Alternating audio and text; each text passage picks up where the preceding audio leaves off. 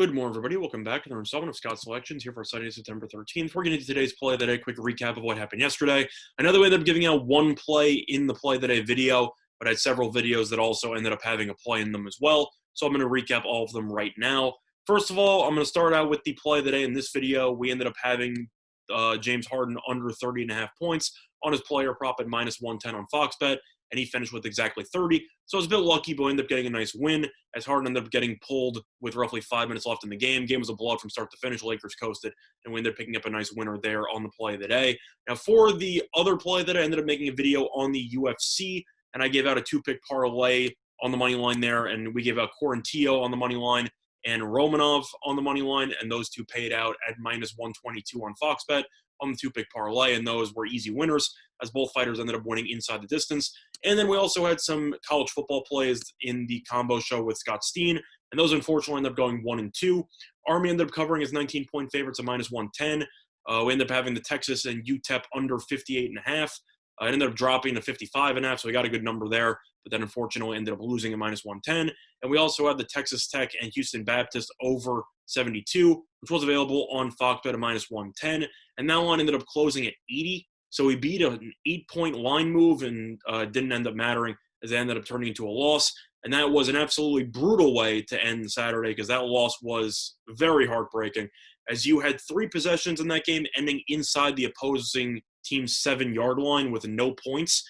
And you also had a failed 2-point conversion in the final 4 minutes that would have sent the game to overtime at 35-35 for an automatic winner. So for that reason, a pretty terrible beat there. But overall, ended up going 3 and 2 in every play considered, and we ended up making a little bit of profit there. Not a ton, but still some. And we're going to be looking for another profitable day here on Sunday. And the play of the day, we're going to be going to the NFL, and it's going to be on a player prop. I know if you were hoping for basketball, apologies. But since there's only one game and the Clippers have been extremely unpredictable so far as they seem to take their foot off the gas at various points, I didn't really want anything to do with that game. So for the play of the day, we're going to be looking at a player prop here. It's going to be in a match between the Indianapolis Colts and the Jacksonville Jaguars. And the play of the day is going to be on Marlon Mack over 53.5 rushing yards, which is available on Fox Bet at -115. The time of recording of 1:40 a.m. Eastern time.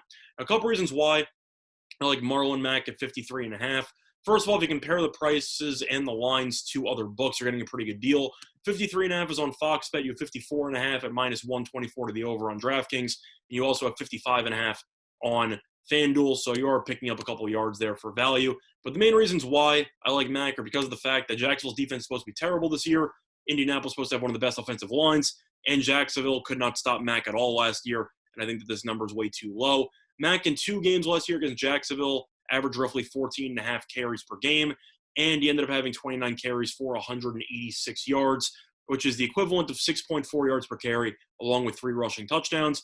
Now, the reason why I bring that up is because of the fact that Jacksonville's defensive line is going to get worse as they ended up trading Ngakoue and Calais Campbell. So their defensive line should be even worse than it was last year. Indianapolis' offensive line should still be very good. So I simply think that even if Mack ends up splitting touches with Jonathan Taylor, which is what a lot of people think is going to happen, he still should be able to get enough carries and average enough yards per carry in order to go over this total. Now, some people might be thinking, well, Jonathan Taylor is going to be splitting 50-50 with Mack, so it's a dangerous play. And according to initial reports from multiple sources, that is not the case, as the Colts have already announced that Marlon Mack will be the starting running back, and Jonathan Taylor will be the backup who comes in order to provide Marlon Mack a breather. So, in other words, Jonathan Taylor might turn out to be the starter later on in the year. I think that will be the case. But for week 1, I expect Mack to get at least 2/3 of the touches here in the backfield, or at least 60%. And if you're talking about a game flow perspective where the Colts are favored by 8, you should see a decent amount of volume, especially if the Colts end up blowing the game open against Jacksonville. They might be running the ball entirely in the second half.